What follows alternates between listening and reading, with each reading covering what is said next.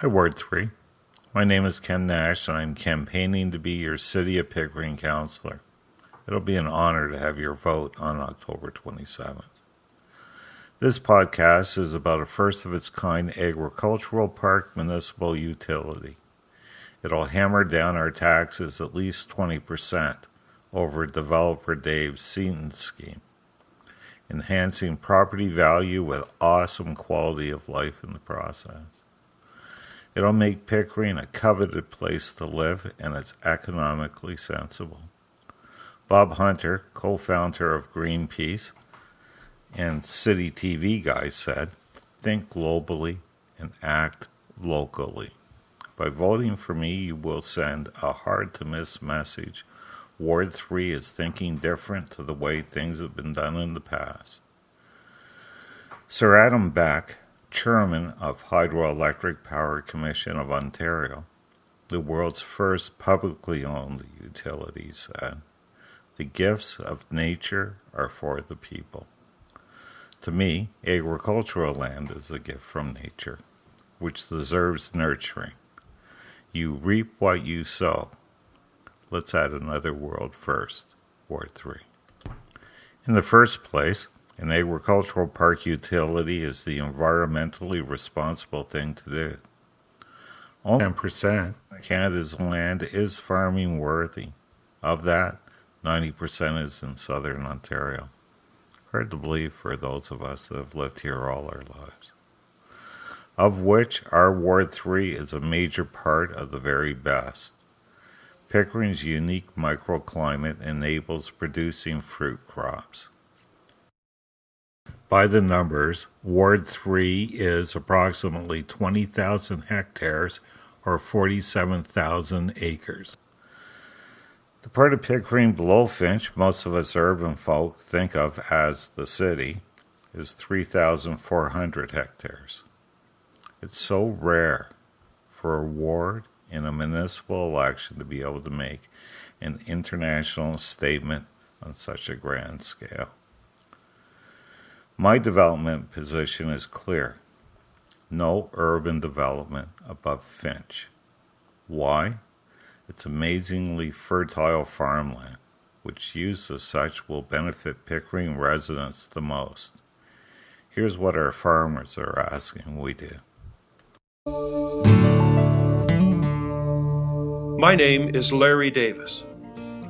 I'm an Ontario farmer and a board member with the Ontario Federation of Agriculture. I want to talk to you about OFA's efforts to preserve farmland in Ontario.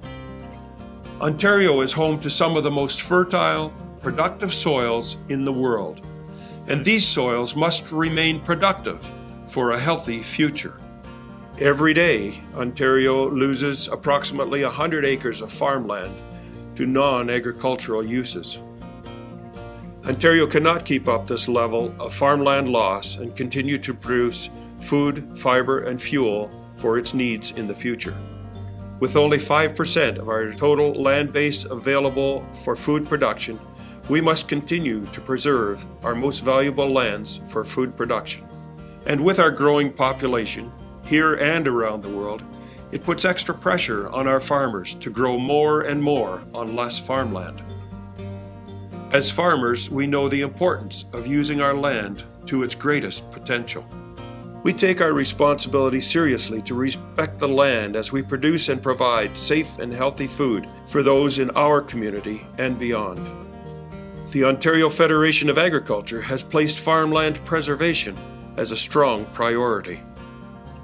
The OFA believes Class 1, 2, 3, and 4 land must be protected as farmland to preserve the future of Ontario food production. A moratorium on urban development above Finch will achieve OFA's goal, plain and simple. It's time municipal government started doing its environmental part too. After all, we've been grunting out to the curb a fairly disgusting green bin at times doing ours. In the second place, an agricultural park municipal utility makes economic sense. The American Farmland Trust did a study, revenues compared to service costs for different land uses. For every dollar paid in tax to the city, what is the cost in municipal services? Hey, drinking Dave. Set a good example. Don't you and the city council or construction crew be turning this into a drinking game, guessing what the ratio will be for shots on your taxpayer alcohol expense account. Me? I'll have a Tim's coffee, regular, stirred, not shaken. Here we go. Revenues compared to service costs for different land uses. Residential building, for every dollar in city tax, services cost $1.17. Commercial building, for every dollar in tax, servicing is 33 cents. Farmland, for every dollar in tax, servicing costs 34 cents. Guess groundhogs and cornrows don't call 911 too much. For residential buildings, for every $1 in tax, servicing cost is $1.17. Makes sense why our taxes are 180% higher than Toronto now. The lower tax cost benefit Toronto derives from high density condo neighborhoods and office tower revenue impacting on city budgets, keeping property taxes lower. Our chances of a Toronto Royal Trust Tower or First Canada Place being built in Pickering are unlikely, and I wouldn't want one. Our agricultural utility will be much better for us. How will developer Dave's 150,000 Seton residents cause higher taxes in addition to city services? Highways, for one. Ready for some mind-blowing numbers, guys. The Windsor-Essex Parkway at 9.5 kilometers costs how much to build? Ready? $1.6 billion, or $168 million per kilometer. I strongly doubt the highways out in Durham are any different.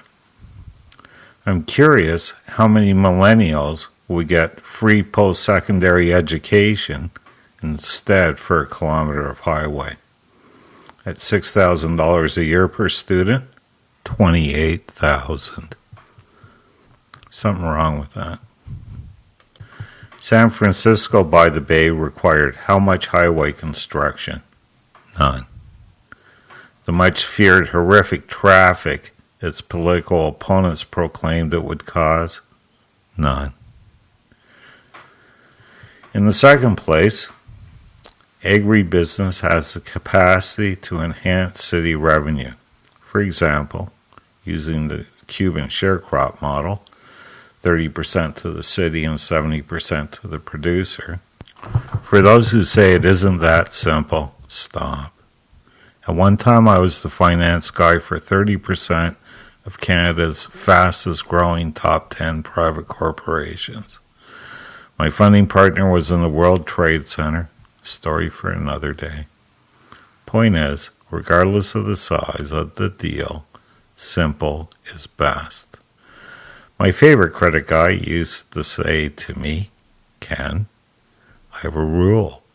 Any proposal I can't understand because of its complexity is declined. Oh my, I miss that guy. Here's a look into an agricultural utility's potential to contribute to Pickering's yearly revenue at no cost to the taxpayer. It's my favorite. 50,000 acres, Ward 3 is huge, 40 bushels per acre harvest, $11 per bushel, equals $22 million. That would be $15,400,000 to the producer. That's a lot of jobs, Pickering. And $6,600,000 off of Pickering taxes. That's a good deal. Pickering's 2014 current operating budget is $82 million and change. Our agricultural park municipal utility and raw material alone can lower taxpayer burden by over 10%. When developer Dave Seaton will increase it 17%.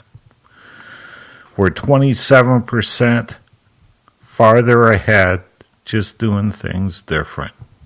Get some value-added processing and branding of our agricultural utility. Our city income will be the envy of less fortunate cities than Pickering. Ontario cherishes its LCBO, as Pickering will its agricultural park municipal utility one day. Be prepared. There's a bunch of stuff which can affect the actual outcome. Uncontrollable factors which affect profitability. Its acronym is CREEP, for changes in culture, resources, environment, economics, and politics beyond our control. One thing we will know with certainty, it will be better for current residents than an airport and Seaton when it comes to tax burden, let alone quality of life.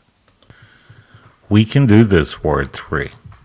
It's not an unrealistic bar to set too high. I think it's time for some inspiration from a great Canadian. Maybe I won't make it, but if it's up to me, I think I can do it. It's pretty amazing to me how Terry inspired a nation with his work ethic. So that's the end of part 1. There is a second part. Hope you can check it out. I'm not doing signs. Some of my environmental mentors would be horrified, guys.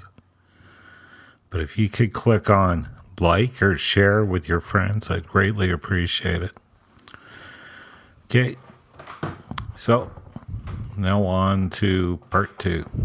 Okay, see you there.